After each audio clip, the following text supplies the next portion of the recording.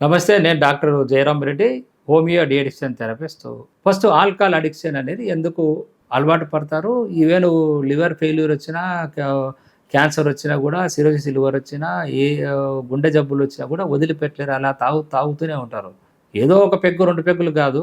ఒక full bottle ఎక్కువ లేదా 2 ఫుల్ బాటిల్ వరకు రోజు తాగే పేషెంట్లు మా దగ్గరికి వస్తూ ఉంటారు. సో, ఒక ఆల్కహాల్ అనేది ఇన్ కేస్ మనము గమనిస్తే సైంటిఫిక్ వేలో 40 ML of alcohol for females and 50 ML alcohol for males is a good alcohol. Good alcohol అంటే దాని నుంచి ఆరోగ్యం వస్తుందని కాదు గానీ, దాని నుంచి శరీర కణాలు ఏవి దెబ్బతినవు, డిపెండెన్సీ ఏర్పడదు.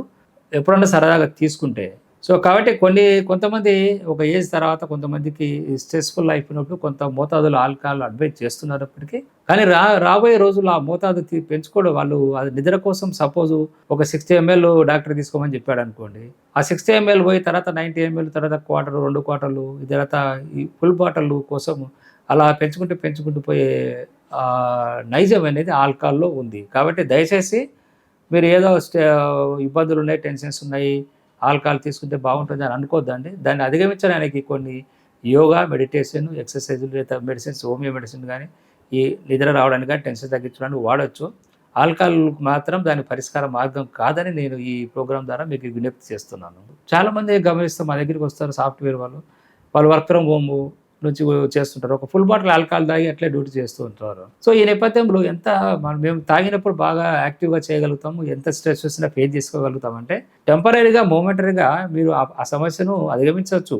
ఆల్కహాల్ తాగి ఆ మత్తులో, ఆ ధైర్యంలో. కానీ అది అదే జీవిత విధానమైనప్పుడు మీ శరీరం అంతా కూడా దెబ్బతినిపోతుంది. కాబట్టి మీరు ఏ జాబ్ కోసం అయితే మీ ఆల్కహాల్‌ని ఉపయోగించుకుంటూ జాబ్ చేస్తూ ఆ స్ట్రెస్‌ని తగ్గించుకుంటూ మీరు జాబ్ చేస్తున్నారో, అదే రివర్స్ అయిపోయినప్పుడు మీరు బానిస అయిపోతారు, డిపెండ్ అయిపోతారు. ఎంత ప్రయత్నం చేసినా వదిలిపెట్టలేరు మీరు. కొంతమంది వర్షన్ ఏమంటే నేను మంచి రేటు కాస్ట్లీ లిక్కర్ తాగుతాను. ఒక బాటిల్ 5,000, 10,000 అలా ఉంటుంది. కాబట్టి నేను ఎఫెక్ట్ ఏముండదు అనుకుంటారు. ఏదైనా మీరు 5,000 కాదు, 50,000 గానీ 5,00,000 ఆల్కహాల్ తాగినా కూడా అది ఆల్కహాలే.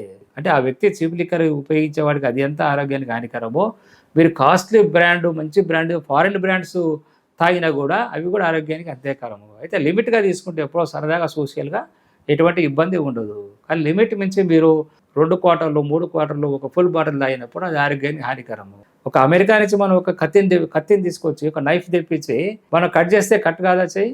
కట్ అయితుంది కంపల్సరీ. అమెరికా నుంచి కత్తి తెప్పించి మనం కట్ చేసినా, ఇండియాలో మనం ఏదో గల్లీలో కత్తి కొని మనం కట్ చేసినా కూడా మన చెయ్యి కట్ అయితుంది, రక్తం వస్తుంది. మరి ఈ కత్తి స్వభావం ఇక్కడ గాయం చేసినప్పుడు అది ఇండియాలోదైనా, అమెరికాలో, ఫారిన్‌లో తెచ్చిన కత్తి అయినా సరే